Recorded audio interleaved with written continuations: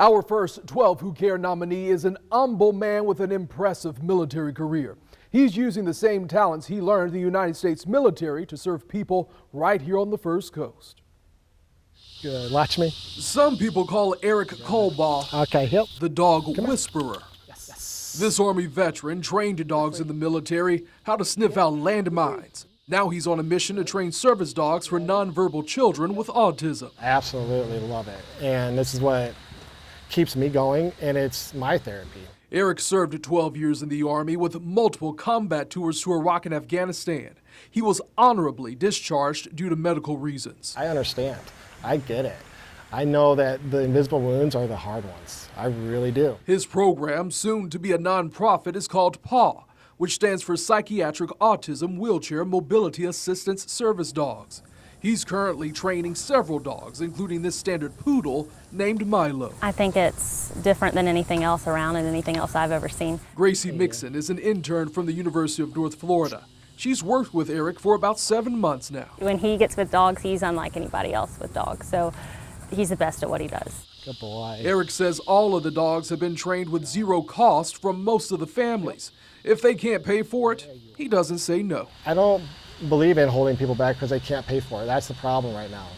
It's already costs, on the autism side, over $80,000 for a family annually with a child with autism. So are we going to really add $50,000 expense or anywhere from $25,000 to $50,000? I don't think that's right. This is Legend.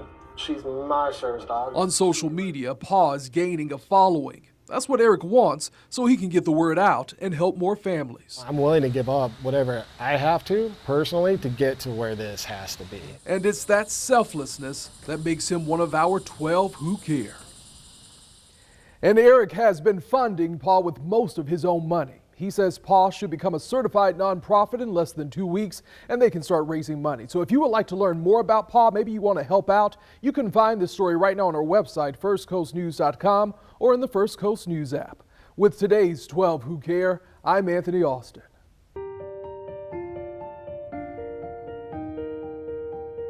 It's just that gratification when we see them go back and they do well. All right, man, you have a good evening. Around Maddie V. Rutherford Alternative School, Dr. Jerome Mosley's presence is felt in a big way. Just ask the principal. You know, a lot of people like to say, oh, that's my right hand. No, he's both of my hands. He keeps me lifted up and support the mission and the vision of the school. Tell Grandma I said, hey. As assistant principal, he works with 4th through 8th graders in Duval County who are placed here when they violate their school's code of conduct. Usually for about 45 days. Last call. He's on a mission to instill hope in them. See you later. Break down the stigma that their next step after alternative school is a detention center. We always tell them, don't get that mentality to think that you're going to go to jail if you come here. No, you come, learn some strategies, and then you go back and do what you have to do.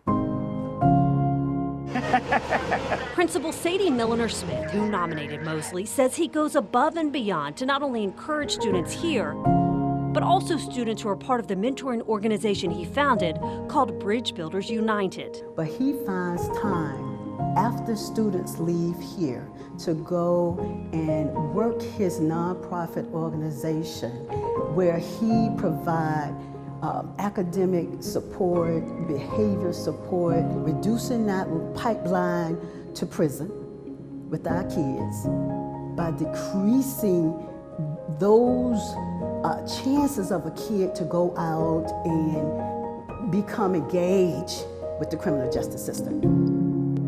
From making home visits to taking a group of kids on monthly camping trips, his goal is to motivate them not to give up. We teach them about leadership. They learn how to set up tents.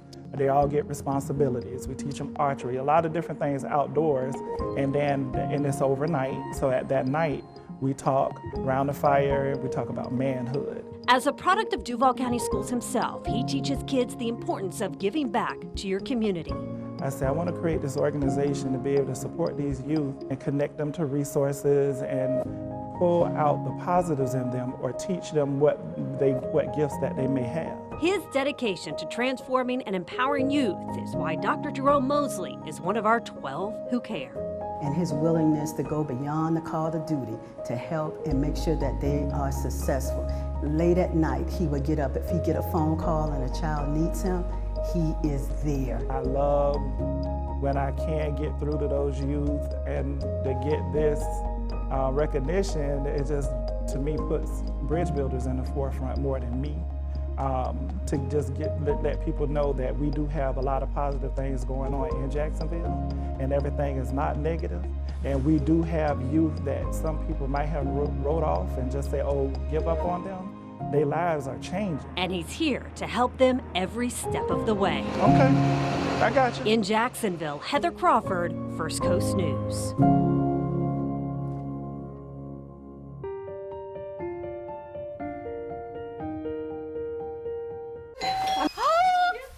Some Fridays are busy. We've got some goodies. At Elizabeth Queeley's home She needs some help too. in Nocatee. Any place you can find a space, you can put things down. She has created a network of neighbors who every week make food, It's here.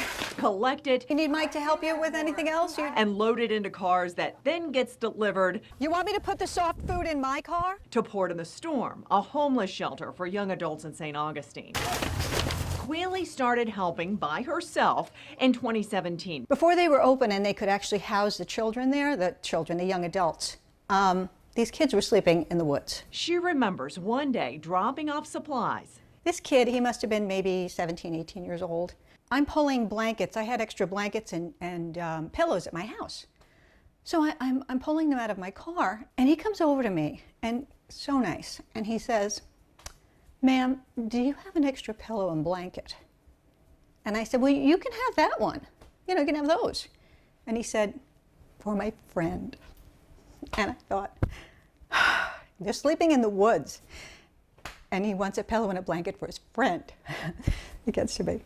So Moved by that exchange, Queeley put the word out on Facebook, and the donations poured in. I had enough pillows and blankets for like 50 people. And that's how her mission in St. Johns County started. Now, how do I sign up? On the Facebook page. Queeley now organizes a weekly system in which people in the northeast St. Johns County area We're doing the bucket brigade. volunteer to make or get food, People drop off buckets of chicken, big sandwiches. collect the food, I don't want this to fall over, but and deliver it to the homeless youth shelter. As far as, I need to get it there, or there'll be a transport? no, we always have someone every Friday, there's a volunteer.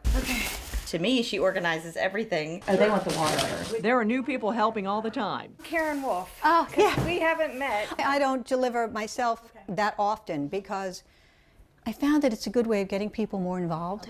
If they actually go to the shelter. But on this day, Queeley and her husband and another couple drove the 35-minute route from Nocatee to Port in the Storm in St. Augustine. Hi, how are you? To deliver the goods. Oh, it's a lot and much needed and much appreciated. It's here, in these rooms, homeless young adults find refuge. Right now we're working with young people who are 18 to 24. It's the fastest growing subset of the homeless population. Judith Dombowski leads Port in the Storm. They're the hidden homeless. They are the kids that have aged out of foster care. Food and especially cooked food donations are critical here because this shelter has a small kitchen. It's not big enough to cook for all the people who come here. We have things like convection ovens and stuff like that so they can learn to cook when they're out on their own. But as far as getting meals provided, it comes entirely from the community. Elizabeth just keeps that food train just going and going. Nothing in these bags has to be refrigerated. She and the rest of the community, but especially Elizabeth, they kept these bellies full. She does such a good job organizing everybody, and she just makes it super simple. It's a team. It's not me. It's everyone together that makes it work. But it took one person to get that food train going. All right, thanks everyone. In St. Johns County, Jessica Clark, First Coast News on your side.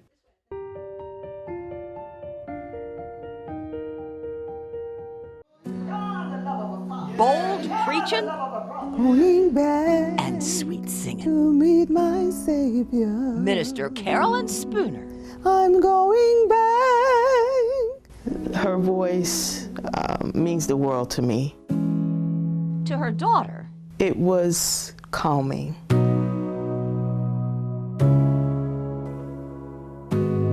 to to Bradford County, her voice is powerful. It all started in the 1960s here in Northeast Stark.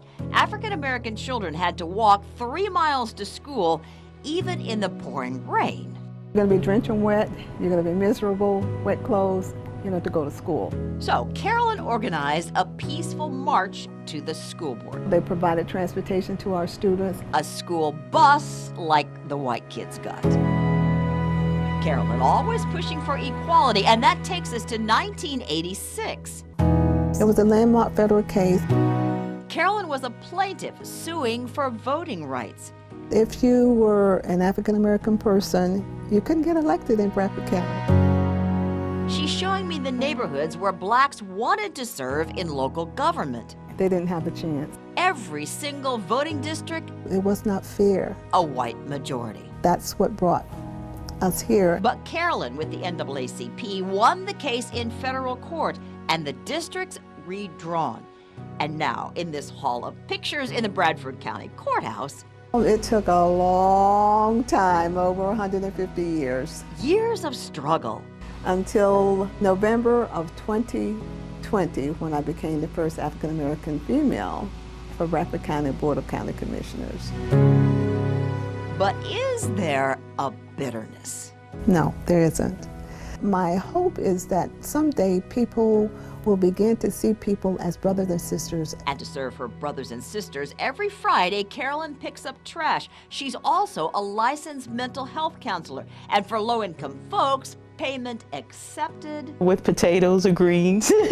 And she grants scholarships, 22 so far. So you are a registered nurse. Yes, ma'am. Sonia Bennett works now in McClenny, and she's grateful for her scholarship. Very grateful, and it was a blessing and an honor to receive that. The scholarship's named after Carolyn's sister, a nurse. She died of breast cancer. And by the way, Carolyn is a breast cancer survivor herself. In fact, she did Body Check. Body Check 12 saved my life. And thank goodness, because... Congratulations. Thank you. She's so modest. She goes, oh, I don't want the story about me, but it is about you. Carolyn Spooner is a gem. I want to hug you. Is that okay? Yeah. Thank you. I love you. In Bradford County.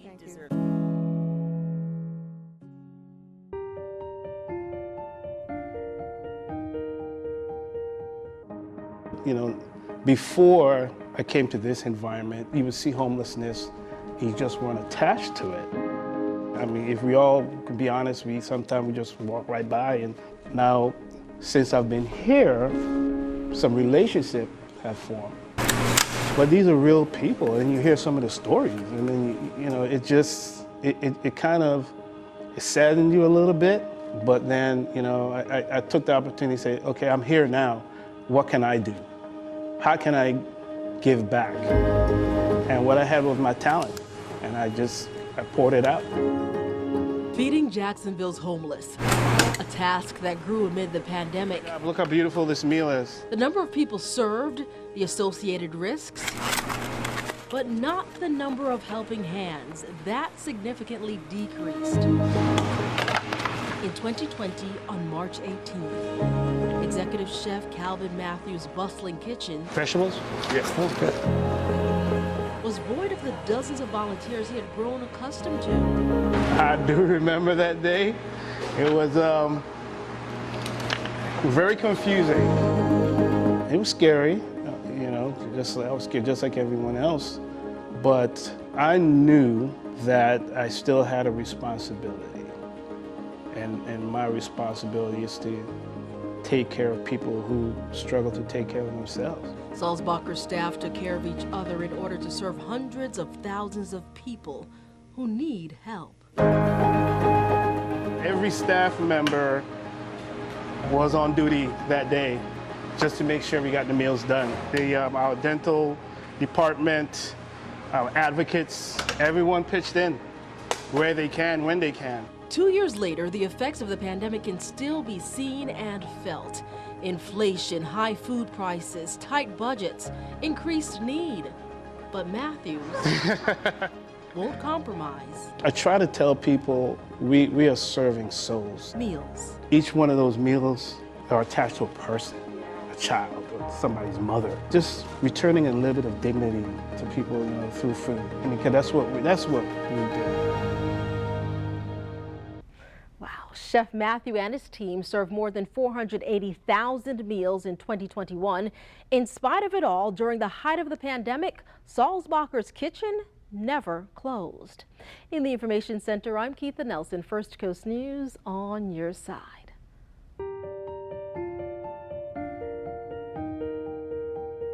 And this is me.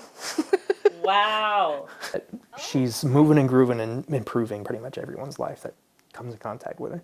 Have you ever met a person who made everyone around them better? She has been an amazing person in my daughter's journey, and I know for a fact in many students' journey, students who are on the autism spectrum. Christina Gilson nominated Dr. Tara Rowe as a 12 Who Care honoree after she says Dr. Rowe changed her daughter Kate's life for the better. I was watching television and I saw this nomination for 12 Who Care, and the person that came to my mind immediately was Dr. Tara Rowe. So here's Kate after graduating with honors from the University of North Florida in the spring. She was a part of the Thrive program where Dr. Rowe and other staff members taught students on the autism spectrum who were getting their degrees how to study and get through college. What we noticed was there were very few services and resources for students who were matriculating, so degree seeking, yet still having areas of need like social skills, or making friends, or living in the dorms, and research and toys and Here's the Thrive office at UNF, and it pretty much carries out its name. Students who need more support due to disabilities find this program and thrive in school, life, and things they enjoy, like building Lego. People that have Asperger's, because I am diagnosed with Asperger's, excel at building Lego because it helps helps them think critically, which is essential for beyond college. Victor Sherline is another student who has felt the impact Dr. Rowe leaves on those she helps. But Dr. Rowe does not want to take credit. Did some research. I'm like, 12 Who Care. I'm reading through. I'm like, I do not belong on this list. I was reading some of these incredible stories. I'm like, oh my gosh, these people are amazing. So it's a huge honor. I'm really excited about it. She credits instead the parents of Thrive. And I know that she has really helped a lot of these students graduate, as my daughter did this spring, and go on to have successful lives and careers. And they quickly pin the success of their students back to Dr. Rowe's hard work and dedication. Some of her colleagues witnessing it in the last 10 years. If we weren't here, there are a lot of people that I know that have come through this program, over 100, that would very quickly admit, I probably wouldn't have made it. Destiny McKeever, First Coast News on your side.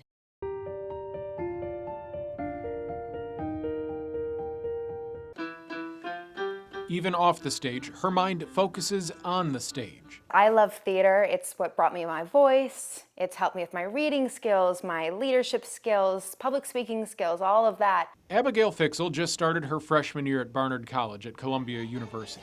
But for the past 4 summers, she hosted and was the director of Camp Fixel, a free theater camp for underprivileged kids in Jacksonville. I wanted to bring that to other people who didn't necessarily have it. Camp Fixel started as a bat mitzvah project for Abigail, but it's grown into a 2-week camp that's held every summer. By the end, it's not just that they can memorize their lines and they can perform a memorized dance and all of that, but it's they've found a little part of themselves that has that bit of more confidence. Previous campers agree. I like the singing and the dancing part of Camp Fixel, like when we learn songs and learn new dances. Recently, Camp Fixel became a 501c3, and the campers get 2 meals a day along with the lessons needed to perform their own play at the end of camp. It takes about $5,000 to run Camp Fixel every year, and Abigail spends a lot of time raising funds.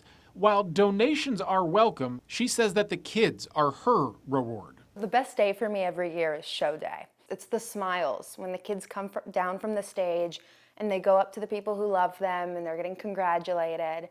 So just being able to bring that little piece of joy, teaching them, to have that inner confidence that they can stand up on that stage and be whoever they want to be, there's nothing comparable. Abigail Fixel is double majoring in urban studies and theater in college, and when she's back in the summer, the curtain will once again rise on Camp Fixel. Reporting in Jacksonville, Rich Donnelly, First Coast News, on your side.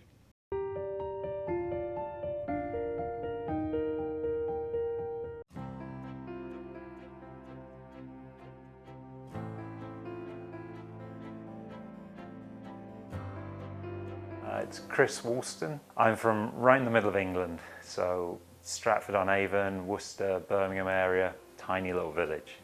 Chris Woolston might be far from home, but he's made a new one in San Marco.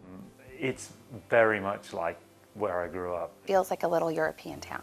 Desiree Bailey's family owns San Marco Books. They both have a love of reading and a love of preservation. She met Woolston 8 years ago when he joined the San Marco Preservation Society. She nominated him for 12 Who Care. He is a deep thinker. He cares so deeply about his community and neighborhood and has stepped up to really figure out ways to make it better. With Woolston, the more is the merrier. He created Storytime in the Square 3 years ago, bringing families out to the heart of San Marco to read together every month.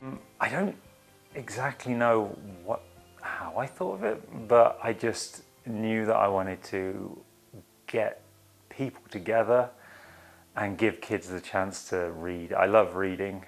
The bigger picture, I think, when you have a love of reading is that people then again can connect. You know, it's important for our society to find common ground when there's so much divisiveness in the world. Woolston says he'll see you all here the first Saturday of every month until people stop showing up. Why does he do it? Do it because we love the community, we love the neighborhood, we love the people. It's nice to have a pat on the back, but I'd be doing it whether I did or didn't. Leah Shields, First Coast News, on your side.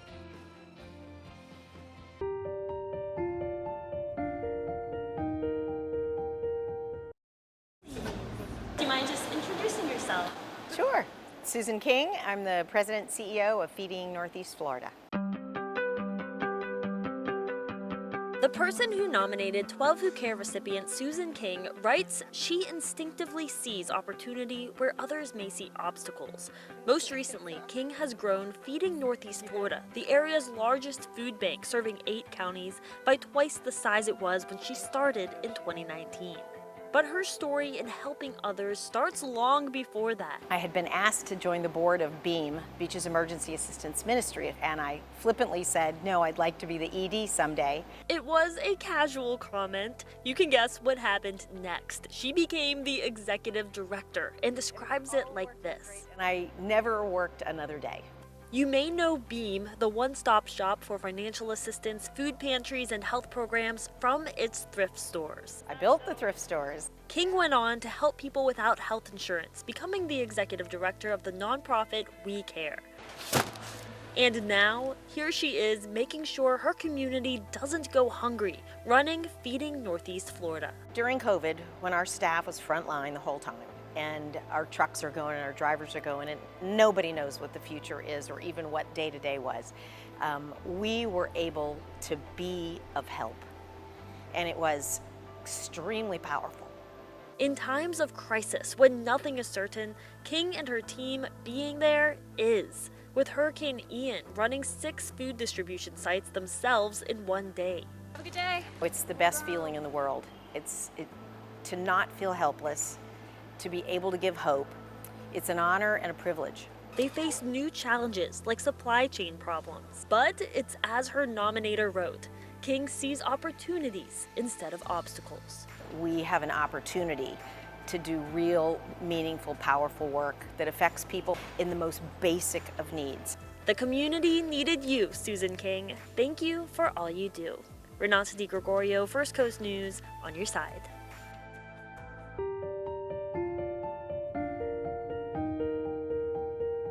Dedicated.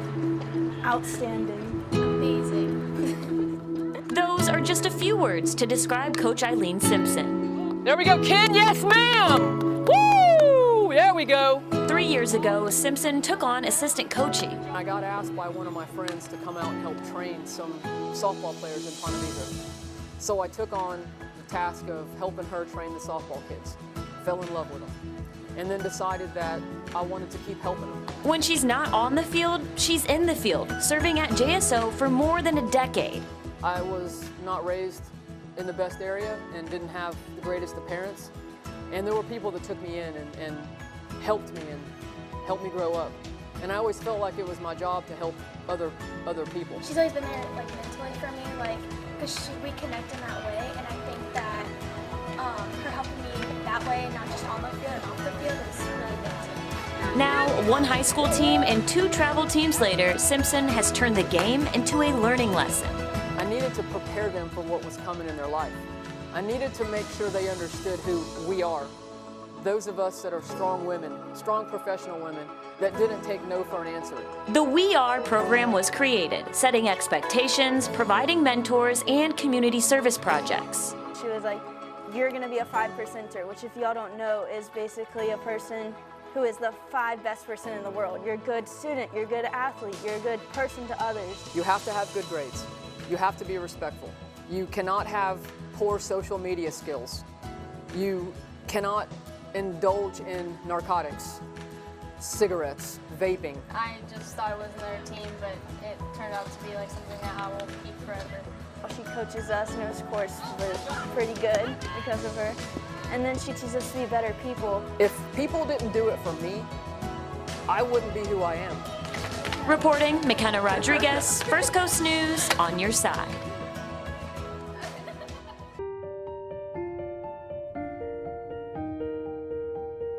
Together, we can make sure every person has a fighting chance to. In Maritza Pinger's line of work, we want to make sure that we take care of the community. Saving lives is providing free health care services to those who can't afford it. Mammograms are our best line of defense against breast cancer, because her vision of the First Coast doesn't include the disease. Breast cancer is the second leading cause of cancer deaths among women. We want to help people become their own advocates.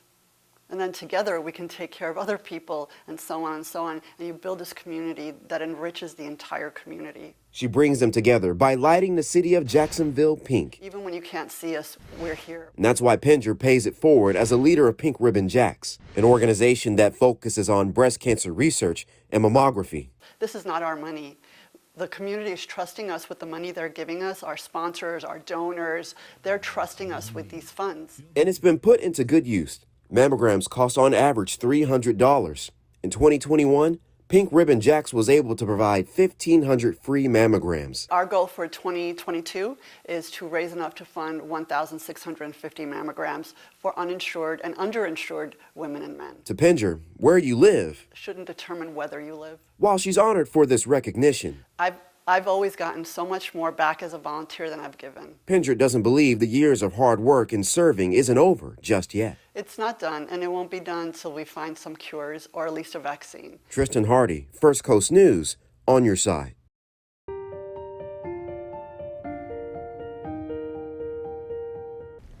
We received a letter from a local college student once homeless who shared the story of a Jacksonville woman who changed her life. As it turns out, Dee Wilcox has changed many lives here on the First Coast. As the founder of the Annie Ruth Foundation, her nonprofit hosts programs that connect local youth with business professionals, setting them on a path to success. Dee Wilcox is today's 12 Who Care honoree. Mama Dee is the mother of 2 biological children, Latoya and William, and me. She adopted me last year after she found out I was homeless. You won't see her face, but you will feel her words, just as we did as she penned an honest letter nominating Miss Dee for 12 Who Care. I actually met this young lady. She was interested in participating in one of our programs. I was at her school. She was living with a relative. Mother is in prison. She works 5, sometimes 6 days a week. Unable to face her past publicly, she shared it only on paper. I told her that my home life wasn't very good, so I would have to drop out of the program. So out of nowhere, I just asked, would you like to move in with me? And that's when my whole life changed. Prior to that, I had missed 19 days of school the first 9 weeks and 21 days of school the second 9 weeks. But I said to her, even before she transitioned, I'm not sure if you want to do this because you won't miss a day out of school unless I'm taking you to the hospital for some reason. That's the only time you'll get to miss, right? Ever since I was a little girl, I used to fantasize about someone just taking me in so that I could live a decent life.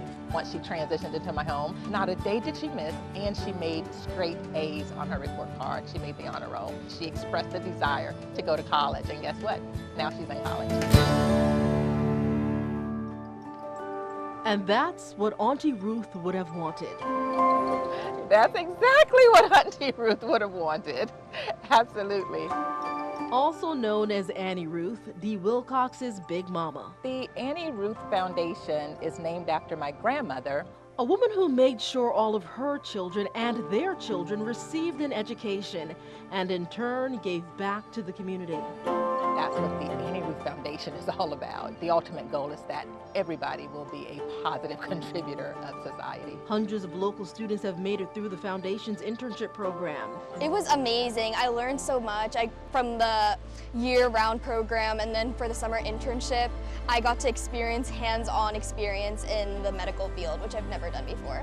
Meeting strict deadlines and business leaders and finding themselves.